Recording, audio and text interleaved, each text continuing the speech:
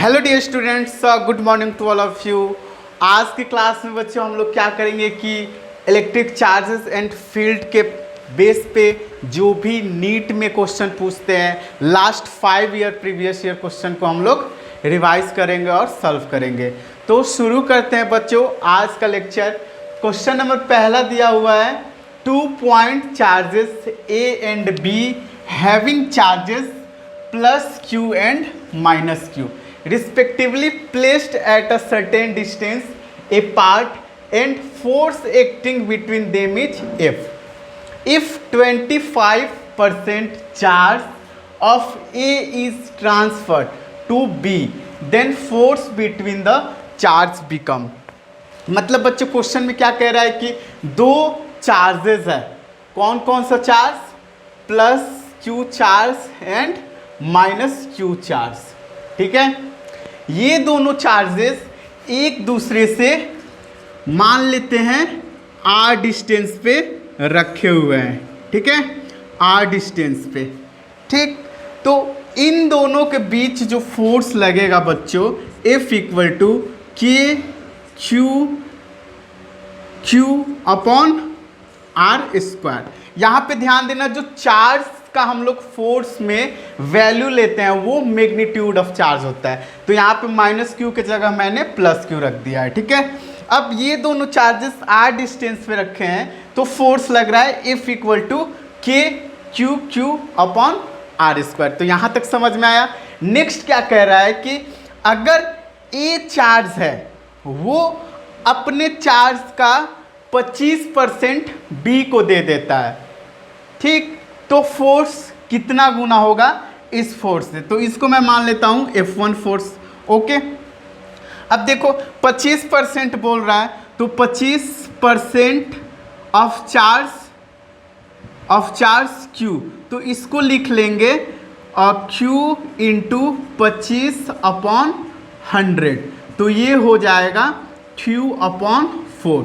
मतलब ये जो A चार्ज है वो Q अपॉन 4 चार्ज B को देगा। तो देखो इसके पास ऑलरेडी Q था तो दे कितना दिया?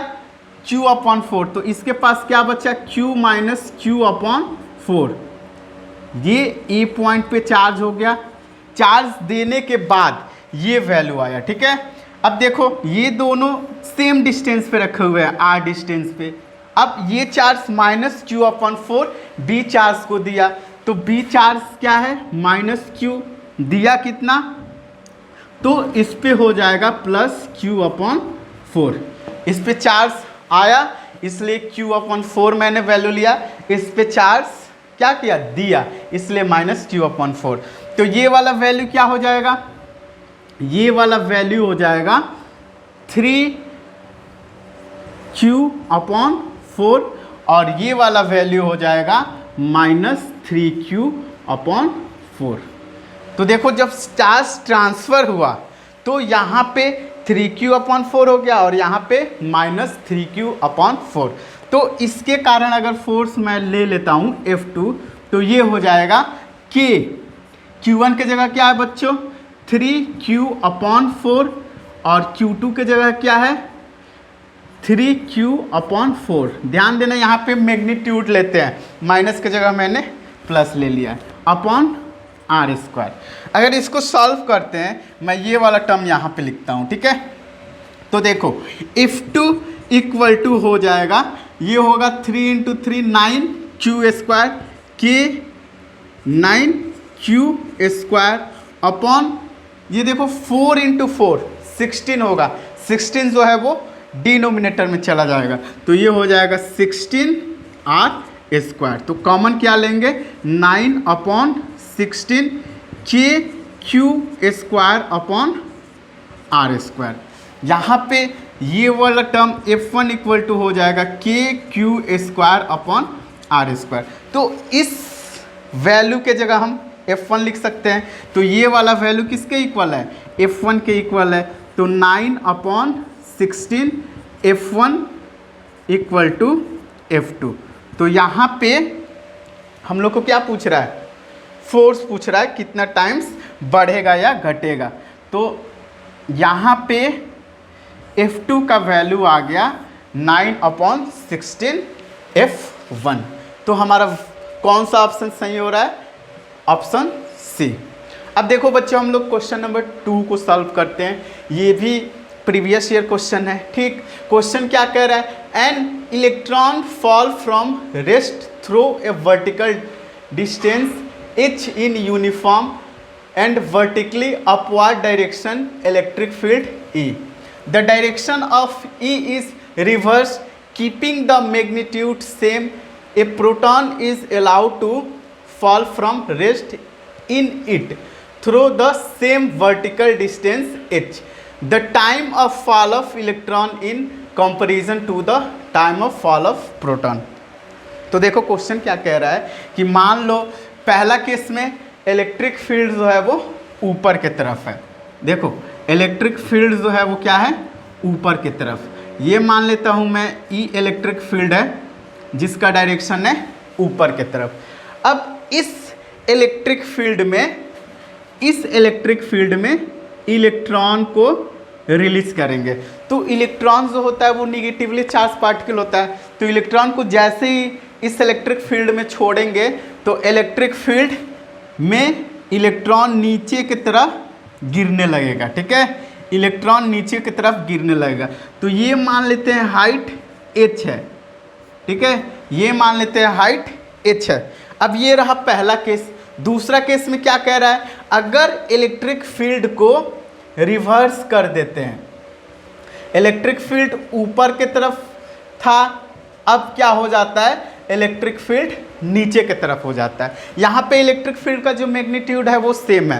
अब इसमें क्या करता है कि प्रोटॉन, अब देखो प्रोटॉन जो होता है पॉजिटिव चार्ज पार्टिकल होता है और positive charge particle electric field के डायरेक्शन में ही मूव करता है। तो प्रोटॉन को भी रिलीज करेंगे तो ये नीचे ही गिरेगा। ठीक है, तो इसका भी हाइट क्या दिया हुआ है? दोनों सेम हाइट से फॉल करते हैं। तो पूछ रहा है कि इलेक्ट्रॉन h हाइट फॉल करने में ज़्यादा टाइम लेगा कि प्रोटॉन लेगा। तो इसको सॉल्व करने के लिए सबसे पहले यहाँ दिया क्या है? तो एक तो दिया है h, दूसरा दिया है इलेक्ट्रिक फील्ड, तीसरा चार्ज दिया है इलेक्ट्रॉन एंड प्रोटॉन। ठीक है, तो देखो यहाँ पे F इक्वल टू क्या हो जाएगा? F इक्वल टू होता है QE। F इक्वल टू क्या होता है? QE। ठीक, तो यहाँ पे F equal to for electron के लिए क्या लिख लेंगे? इलेक्ट्रॉन के लिए EE। ठीक, तो एक्सेलरेशन इक्वल टू क्या होता है? एक्सेलरेशन ऑफ इलेक्ट्रॉन हो जाएगा mass of electron, mass of electron. तो यहाँ AE इक्वल टू क्या हो जाएगा? EE/mE। सिमिलरली प्रोटॉन के लिए क्या फाइंड कर लेंगे? F for proton equal to हो जाएगा PE। तो यहाँ पे acceleration of proton equal to क्या हो जाएगा? PE/मास ऑफ प्रोटॉन। तो ये हो गया एक्सेलरेशन ऑफ प्रोटॉन। तो देखो एक्सेलरेशन हम लोग ने फाइंड कर लिया। ठीक, एक्सेलरेशन ऑफ इलेक्ट्रॉन EE/mE और एक्सेलरेशन ऑफ प्रोटॉन PE/mE आया हमारा वैल्यू।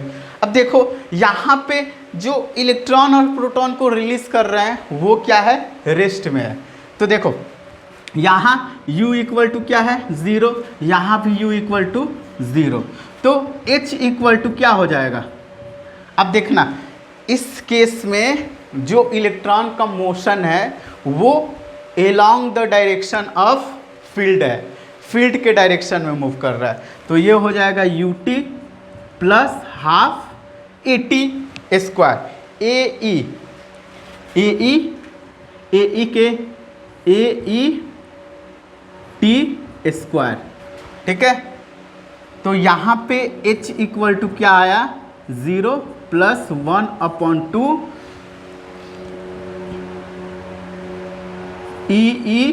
EE/मास ऑफ इलेक्ट्रॉन का T स्क्वायर। ठीक है, तो देखो ये वाला मास इधर जाएगा तो t इक्वल टू क्या हो जाएगा, t square is directly proportional to mass, t is directly proportional to हो जाएगा मास। मतलब जिसका मास ज़्यादा होगा वो टाइम ज़्यादा लेगा और जिसका मास कम होगा वो टाइम कम लेगा। तो यहाँ पे मास ऑफ इलेक्ट्रॉन्स जो होगा, मास ऑफ इलेक्ट्रॉन वो होगा less then mass of proton के। तो यहाँ पे जिस टाइम क्या होगा, मास ऑफ प्रोटॉन का टाइम जो होगा मास ऑफ इलेक्ट्रॉन से ज़्यादा होगा। यहाँ पे जिसका मास ज़्यादा होगा वो ज़्यादा टाइम लेगा और जिसका मास कम होगा वो कम टाइम लेगा। तो मास ऑफ इलेक्ट्रॉन कम है तो ये कम टाइम लेगा, मास ऑफ प्रोटॉन ज़्यादा है तो ज़्यादा टाइम लेगा। तो इलेक्ट्रॉन जो है वो स्मॉलर टाइम लेगा। ठीक है, क्वेश्चन नंबर 3 हम लोग बच्चों सॉल्व करते हैं। क्वेश्चन 3 क्या कह रहा है, a toy car with charge Q move on frictionless horizontal plane surface under the influence of uniform electric field E. Due to the force QE, its velocity increases from 0 to 6 meter per second. In 1 second duration, at that instant, the direction of field is reversed. 1 second बाद जो electric field का direction है वो क्या हो जाता है, opposite हो जाता है। The car continue to move from 2 more second under the influence of electric field. The average velocity and average speed of car between 0 to 3 second are respectively. तो क्वेश्चन में क्या कह रहा है बच्चों, एक कार है, ठीक है, जिस पे चार्ज कितना है, चार्ज Q है। अब ये कार इस इलेक्ट्रिक फील्ड के डायरेक्शन में मूव कर रहा है। ये जो मैं बना रहा हूँ हल्का दिख रहा है वो इलेक्ट्रिक फील्ड का डायरेक्शन है। ठीक है, अब देखो इस कार पे फोर्स लगेगा F इक्वल टू कितना लगेगा, QE। ये फोर्स के वजह से ये कार जो है वो इलेक्ट्रिक फील्ड के डायरेक्शन में क्या करेगा, मूव करेगा। जैसे मान लो इसको मैंने रेस्ट पे रखा हुआ है, इस पे लग रहा है एक्सेलरेशन ड्यू टू ग्रेविटी। जैसे ही मैं रिलीज करूँगा तो ये फील्ड के डायरेक्शन में मूव करने लगा। यहाँ पे जो फील्ड है वो अर्थ के कारण है और यहाँ पे जो फील्ड है वो इलेक्ट्रिक फील्ड है। तो इस पे लगेगा force F equal to QE। अब जैसे ही फोर्स लगेगा ये कार क्या होगा, मूव करने लगेगा। ठीक है, तो जब कार 1 सेकेंड में 0 से 6 मीटर पर सेकेंड स्पीड पकड़ ले रहा है। ठीक है, तो यहाँ पे U इक्वल टू क्या है, 0 है और v इक्वल टू 6 मीटर पर सेकेंड। ये 1 सेकेंड के लिए बात कर रहे हैं। ठीक है, इन ड्यूरेशन 1 सेकेंड। ठीक है, 1 सेकेंड में उसका जो वेलोसिटी है वो 0 से 6 मीटर पर सेकेंड हो जाता है। तो यहाँ से a इक्वल टू क्या आ जाएगा, a equal to v minus u upon t. तो यहाँ पे जो a का वैल्यू आएगा, v क्या है 6 माइनस 0 अपॉन 1। तो a का जो वैल्यू आया बच्चों वो आया 6 मीटर पर सेकेंड। मतलब इतना स्पीड से, इतना एक्सेलरेशन से जो कार है वो मूव करेगा। ठीक है, तो 1 सेकेंड में हम लोग फाइंड कर लेते हैं कि वो कितना डिस्टेंस ट्रेवल करता है। तो इन टाइम 0 से 1 सेकेंड में S फाइंड कर लेते हैं। S1 equal to UT plus half AT square. तो U क्या है, 0 है, प्लस हाफ A की जगह 6, T की जगह 1 का स्क्वायर। तो ये हो गया 1/2 इंटू 6 मतलब 3 मीटर। S1 कितना आया, 3 मीटर। अब ये 3 मीटर चलता है, मान लो यहाँ से ये इस पॉइंट तक आया 3 मीटर 1 सेकेंड में। तो 3 मीटर चलते ही या 1 सेकेंड बाद ये जो इलेक्ट्रिक फील्ड का डायरेक्शन है वो अपोजिट हो जाता है। तो मान लो कोई ऑब्जेक्ट मूव कर रहा है तो उसके पास वेलोसिटी होगा, अचानक तो रुकेगा नहीं, ठीक, अचानक तो रुकेगा नहीं, तो ये इसका स्पीड क्या होगा, धीरे धीरे डिक्रीज करेगा और कुछ टाइम बाद इसका वेलोसिटी 0 हो जाएगा। तो ये मान लेते हैं ए पॉइंट, बी पॉइंट। अब बी पॉइंट से इसका जो स्पीड है वो घटना शुरू हो जाएगा, ठीक है। तो यहाँ पे इस पॉइंट पे u इक्वल टू क्या हो जाएगा, u इक्वल टू हो जाएगा 6 मीटर पर सेकेंड। यहाँ पे हो जाएगा c पे v इक्वल टू 0, ठीक है। तो नेक्स्ट इन टाइम 1 से 2 सेकेंड के बीच हम लोग डिस्टेंस फाइंड कर लेते हैं, s2। s2 equal to ut, u कितना, ut u इंटू टी 1। अब देखो वेलोसिटी क्या हो रहा है, डिक्रीज हो रहा है, तो -1/2 a t स्क्वायर। तो यहाँ पे हो जाएगा 6 माइनस 1/2। ये देखो यहाँ पे a का वैल्यू क्या है, इंटू 6 इंटू 1 का स्क्वायर। तो ये हो जाएगा 6 माइनस 3 इक्वल टू 3 मीटर पर सेकेंड। ये आ गया s2। s2 कितना आया, 3 मीटर, ठीक है। अब देखो, अब पूछ रहा है क्वेश्चन में 0 to 3 सेकेंड। तो जब भी हम लोग डिस्प्लेसमेंट फाइंड करते हैं बच्चों, तो regular time interval 1 second, 2 second, 3 second में डिस्टेंस फाइंड करते हैं। डिस्प्लेसमेंट तो फाइनल माइनस इनिशियल फाइंड कर सकते हैं। यहाँ पे एवरेज स्पीड भी पूछा है और एवरेज वेलोसिटी भी पूछा है। तो s3 इन टाइम 2 से 3 सेकेंड, 2 से 3 सेकेंड में s3 जो होगा वो क्या होगा। अब देखो s3 जो होगा वो यहाँ पे देखना, अब इस पॉइंट पे वेलोसिटी क्या होगा, 0, और वो along the direction of field जो है वो रिवर्स हो जा रहा है, उधर मूव करने लगेगा, ठीक है। तो यहाँ पे s3 इक्वल टू हो जाएगा 0 माइनस 1/2 at स्क्वायर। a की जगह है 6 और t की जगह है 1, तो ये आ गया -3 मीटर, ये आ गया s3, ठीक है। तो 3 सेकेंड में हम लोग ने s1, s2 और s3 का वैल्यू फाइंड कर लिया है। पूछ क्या रहा है, एवरेज वेलोसिटी। तो एवरेज वेलोसिटी इक्वल टू होता है डिस्प्लेसमेंट अपॉन टाइम। यहाँ पे टोटल डिस्प्लेसमेंट अपॉन टाइम भी बोल सकते हैं। तो डिस्प्लेसमेंट के लिए क्या करेंगे, साइन के साथ जोड़ेंगे तीनों को। तो डिस्प्लेसमेंट जो होगा वो क्या हो जाएगा, 3 + 3 - 3 अपॉन टोटल टाइम कितना लिया, 3। तो ये हो जाएगा 3/3 इक्वल टू 1 मीटर पर सेकेंड, ठीक है। एवरेज स्पीड जो होगा वो एवरेज स्पीड इक्वल टू हो जाएगा टोटल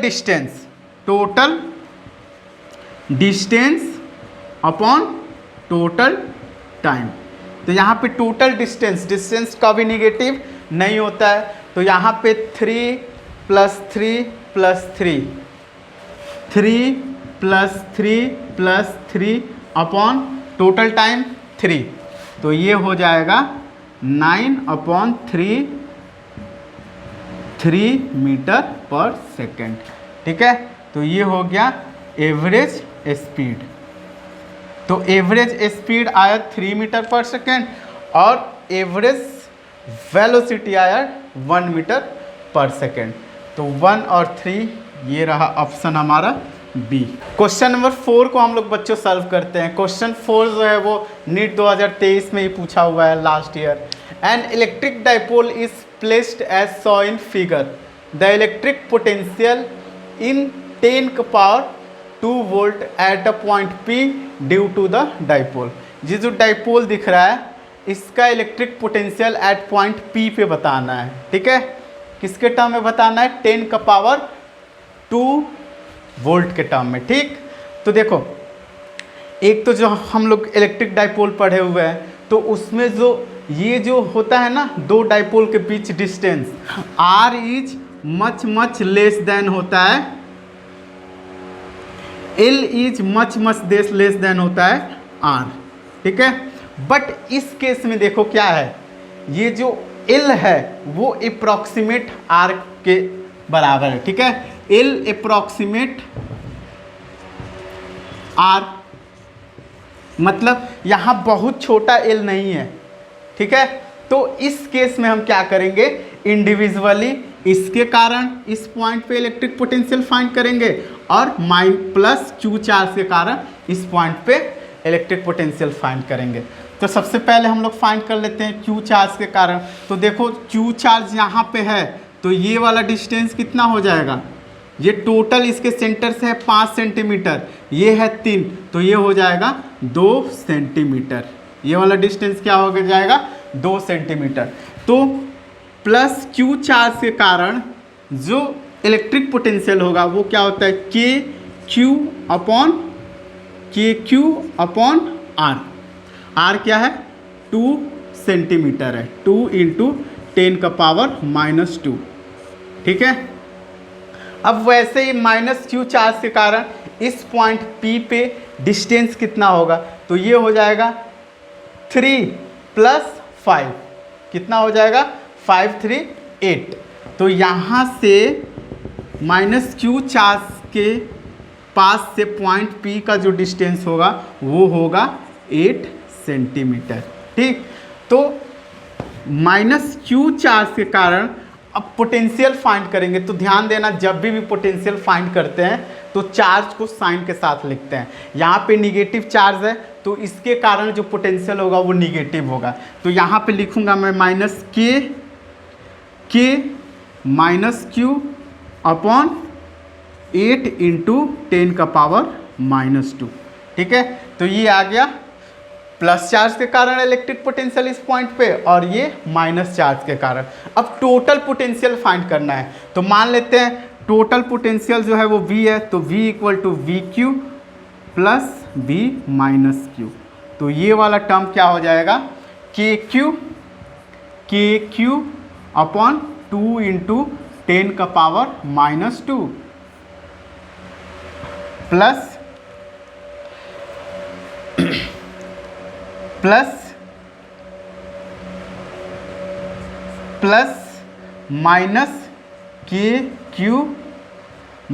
-KQ अपॉन 8 इंटू 10 का पावर -2, ठीक है। अब इसके बाद से ये टर्म जो आएगा इसमें से कॉमन ले लेते हैं। कॉमन कौन सा टर्म लेंगे, KQ कॉमन ले लिया तो बचा 1/2 इंटू 10 का पावर -2 माइनस 1/8 इंटू 10 का पावर -2, ठीक है। यहाँ तक समझ में आया। अब क्या करेंगे, K की जगह K के टर्म में फाइंड करना है तो इन दोनों का LCM लेंगे। अब देखो यहाँ पे 10 का पावर -2 10 का पावर -2 भी कॉमन ले लेते हैं। तो ये वाला टर्म क्या हो जाएगा, KQ 10 का पावर -2, ये बचा 1/2 माइनस 1/8, ठीक है। तो ये वाला टर्म हो जाएगा KQ। अब देखो ये जो 10 का पावर -2 है ऊपर जाएगा तो क्या हो जाएगा 10 का पावर 2, तो KQ इंटू 10 का पावर +2, ये वाला का वैल्यू हो जाएगा, LCM होगा 8, ये हो जाएगा 2 चौके 8, 4 टाइम्स में ये हो जाएगा -1, तो ये हो गया 3/8। तो ये हो गया 3/8 KQ इंटू 10 का पावर +2 वोल्ट। तो इसके जगह पे इसके टर्म में हम लोग को फाइंड करना है 10 का पावर 2 वोल्ट। तो बचा हमारा कौन सा क्वांटिटी, 3/8 KQ। तो ऑप्शन कौन सा है, 3/8 KQ। तो ऑप्शन 3 क्या होगा, करेक्ट होगा। ठीक है, अब इसके बाद से जो क्वेश्चन नंबर 5 है वो भी नीट 2022 में पूछा हुआ है। मतलब देखो सेम टॉपिक से क्वेश्चन रिपीट किया हुआ है। ठीक, 2 point charges minus q and q are placed at a distance l as shown in figure. मान लेते हैं ये हमारे पास 2 चार्जेस है, minus q and plus q, ये दोनों का डिस्टेंस जो है वो एल डिस्टेंस है। ठीक, द मैग्नीट्यूड ऑफ, यहाँ पे कंडीशन दे दिया है आर जो है वो much less then greater than L है। मतलब कोई पॉइंट ले लो, रेंडम कोई पॉइंट ले लो जिसका इसके सेंटर से जो डिस्टेंस है वो है आर। ओके, इस पॉइंट पी पे, तो अगर ये एंगल बना रहा है थीटा, तो इसके लिए एक जनरल फार्मूला होता है। वो क्या होता है बच्चों? इलेक्ट्रिक फील्ड का जो होता है वो k p under root 1 + 3 cos square theta upon r cube. ठीक है, ये होता है formula, general formula electric field due to dipole. तो देखो यहाँ पे के जो है वो कांस्टेंट है, पी भी कांस्टेंट है, तो पूछ रहा है आर के करस्पॉन्डिंग कैसे इलेक्ट्रिक फील्ड वेरी करेगा। तो यहाँ पे ई जो है वो इन्वर्सली प्रोपोर्शनल टू 1/RQ है। ठीक है, तो देखो कितना सिंपल क्वेश्चन पूछा हुआ है। जस्ट अगर फार्मूला याद रहेगा किसी बच्चे का तो ये तो क्वेश्चन 100% आना ही है। ठीक है, तो E is directly proportional to 1/RQ, तो ऑप्शन नंबर बी जो होगा वो करेक्ट होगा। ठीक है, क्वेश्चन नंबर 6 को हम लोग बच्चों देखते हैं। क्वेश्चन नंबर 6 क्या कह रहा है? An electric dipole is placed an angle 30 degree. ठीक है, with an electric field intensity 2 × 10⁵ newton per coulomb, it experience a torque equal to 4 newton metre. Calculate the magnitude of charge on the dipole if the dipole length is 2 centimetre. तो इसको solve करेंगे बच्चों, तो सबसे पहले लिख लेते हैं E इक्वल टू दिया हुआ है 2 × 10⁵ newton per coulomb. Torque equal to दिया है, torque equal to 4 newton metre. Calculate क्या करना है? चार्ज क्या होगा, और दिया हुआ है लेंथ L इक्वल टू दिया है 2 सेंटीमीटर। ये लेंथ है जो वो दो डाइपोल के बीच लेंथ है। ठीक है, 2 सेंटीमीटर। तो टॉर्क इक्वल टू क्या होता है? टॉर्क इक्वल टू होता है P cross E। Torque equal to होता है P क्रॉस E। तो टॉर्क का मैग्नीट्यूड क्या हो जाएगा? PE sine theta. तो टॉर्क की जगह क्या दिया है? 4 न्यूटन, मैं ऐसा यूनिट नहीं लिखता हूँ, 4 न्यूटन मीटर दिया है। P की जगह दिया है 2 × 10⁵, और सॉरी P को ज्यों के त्यों रहने देते हैं। E की जगह दिया है 2 × 10⁵, और साइन कितना दिया है? 30 डिग्री। ठीक है, तो ये वाला टर्म हो जाएगा P × 2 × 10⁵ साइन 30 का वैल्यू क्या होता है? 1/2 होता है, 1/2। तो ये 1/2 से कैंसिल आउट हो जाएगा। तो क्या बचा? P equal to 4/10⁻⁵, P equal to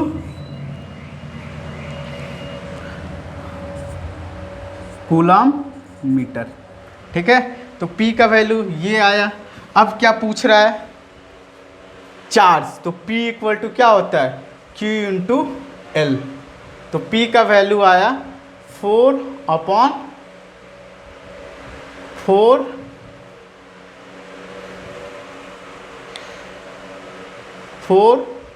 × 10⁵ 5 equal to Q, L के जगह 2 इंटू 10 का पावर -2। ठीक है, यहाँ पे ये वाला टर्म जो आएगा वो क्या होगा, डिवाइड हो जाएगा, इधर आएगा तो ये 10 का पावर 5, यहाँ पे 10 का पावर -5 हो जाएगा। ठीक है, तो ये वाला टर्म आ गया q इक्वल टू 4 इंटू 10 का पावर -5 अपॉन 2 इंटू 10 का पावर -2। तो 2 कैंसिल आउट हो जाएगा 2 टाइम्स इंटू 10 का पावर -3। अब देखो ये जो q होगा वो 10 का पावर -3 को बोलते हैं मिली कूलम, तो 2 मिली कूलम। तो ऑप्शन नंबर कौन सा होगा, ऑप्शन नंबर बी होगा सही। ठीक है, तो नीट में जितने भी क्वेश्चन पूछे हुए हैं वो सिंपल इजी ही है। क्वेश्चन नंबर 7 देखते हैं। An spherical conductor of radius 10 centimetre has charge 3.2 into 10 का पावर -7 कूलम डिस्ट्रीब्यूटेड यूनिफॉर्मली।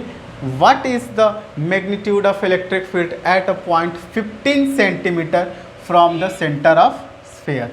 तो इसमें क्या दिया है, रेडियस ऑफ स्फीयर दिया है, रेडियस जो दिया है वो दिया है 10 सेंटीमीटर। ठीक है, रेडियस कितना दिया हुआ है 10 सेंटीमीटर। क्यू जो दिया है वो दिया है 3.2 इंटू 10 का पावर -7 कूलम। पूछ रहा है इलेक्ट्रिक फील्ड, इलेक्ट्रिक फील्ड क्या होगा जब R इक्वल टू दिया है 15 सेंटीमीटर। ठीक है, R का वैल्यू क्या दिया है, यहाँ पे देखो ये कंफ्यूजन करने के लिए वैल्यू दिया है। जब भी हम लोग क्वेश्चन सॉल्व करते हैं इलेक्ट्रोस्टैटिक्स में तो चार्ज का जो लेंथ लेते हैं चार्ज से वो सेंटर से रहता है, तो हम लोग ये वाला डिस्टेंस लेंगे। ठीक है, तो ये मान लिए हमारे पास स्फीयर हो गया जिस पे चार्ज यूनिफॉर्मली डिस्ट्रीब्यूटेड है। अब इसका डिस्टेंस जो दिया है 10 सेंटीमीटर दिया है और 15 सेंटीमीटर इस पॉइंट P पे हम लोग को इलेक्ट्रिक फील्ड फाइंड करना है। ठीक, तो इलेक्ट्रिक फील्ड जब ये जो P पॉइंट है वो आउटसाइड होगा इस स्फीयर के, तो इसका वैल्यू होता है KQ अपॉन R²।